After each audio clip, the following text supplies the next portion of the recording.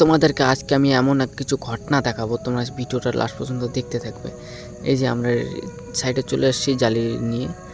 এই যে দেখো সবাই এখানে রেডি হয়ে গেছে, আমিও রেডি, ডিউটিতে লেগে পড়ছি সবাই। দেখতে থাকো লাস্ট পর্যন্ত, এমন কিছু ঘটনা ঘটেছে আমাদের।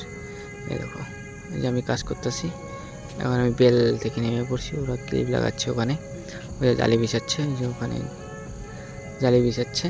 আর আমি এখানে একটা ছেলের মাথা ফেটে গেছে, ওখান থেকে জালির ওখানে। তারপরে এখানে ঠান্ডা খাইলাম, আজকে প্রচুর গরম, তাই এই যে ঠান্ডা খেয়ে নিলাম। এই দেখো আমার বেল নিয়ে গেছে ও, নেওয়ার পরে যে আমাদের এখন লাঞ্চ টাইম খাইতে যাবো, তাই ও নামতেছে। দেখো কি নামতেছে, কী বলবো, আমাদের আজকে 12টা লোক ছিলাম, 11টা হয়ে গেছে।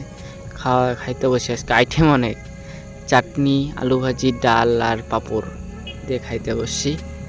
দেখো আলু ভাজি খাওয়া দাওয়ার পর একটু রেস্ট করে নিলাম আমি।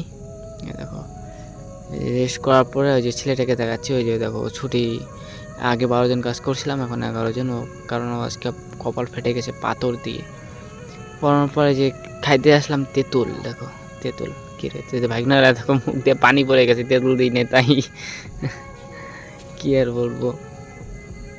এই যে দেখো জালি বিছাচ্ছে ওরা, আমরাও বিছাচ্ছি, আমরা ক্লিপ লাগাচ্ছি।